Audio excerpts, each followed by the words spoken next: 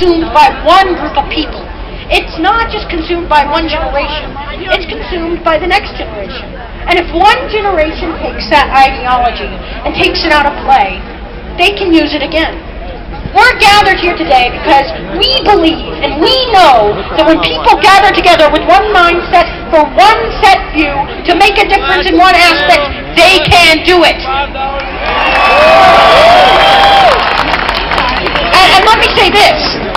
I think that this group of people is coming together with one mindset, and they're coming across with one mindset all across the country to make a difference, not just for this generation, but for the next generation and for generations to come.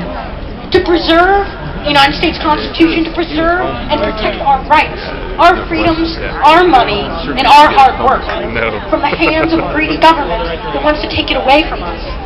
I think that when we come here together, we show the rest of the American people, we show our government that we mean business. That we are not going to stand for a government that wants to do what it can with our rights. We have come for a purpose, and I think that we need to deliver on that purpose, and I think we're doing that here today. The United States of America is not a country founded upon a government. It's the American experiment. It's the American experience, not the government experience, not the government experiment. This is America. This is a place for the people. This is a republic where we elect officials who work for us, not elected officials who say, you work for me, so you better pay me back. It's the other way around. It's the other way around. The pork barrel spending coming out of Washington, the rhetoric coming out of Washington, telling us that we need to give up our money, that we need to give up our rights more and more, is not the kind of rhetoric that we need to be hearing. We need to hear more of a government that is there saying, well, what we're going to do is we're going to cut your taxes so you can use the original economic stimulus package of putting money back into the economy in the places where it needs to be. We're going to let the free market work on its own instead of telling the free market that it works for us by bailing them out and then simultaneously somewhat owning the company so then you can force out CEOs. That's not America. America is not run by the public sector. America's economy is not run by the public sector. America is run by the American people. I got officials in Washington. Yeah. And that's what we need to remember here today. I often that great quote from Daniel Webster, one of my favorite poets, stood up for American rights more than many. And he put it, liberty and union, now and forever, one and inseparable.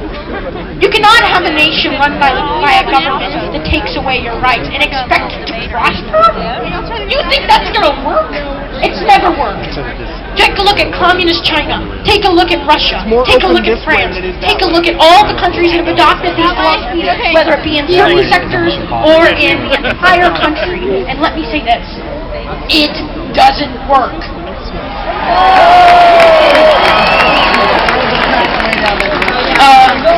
Well, as we gather here today, and I'm often reminded of the fact that this is a country that was founded by men who believed not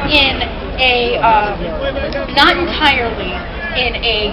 They didn't want tyranny. That was the entire establishment of government. Our government was established to fight against tyranny.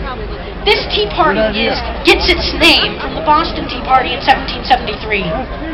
And we remember of the Boston Tea Party. We remember those people went out and did something. Those people decided that it was their time to make a difference.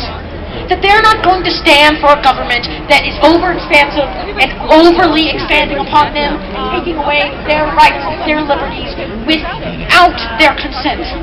They didn't stand for a government that wanted to take away their personal rights and liberties for its own gain. Let me remind you of this. We're faced with a similar kind of government today. We're faced with the same challenge. And we have two choices, two distinct opportunities. idly by and watch our nation crumble into a socialistic society. And I don't think we want that. Or we can stand up and do something. We can stand up for freedom, and we can stand up for liberty, and we can stand up for what the founders wanted our nation to be.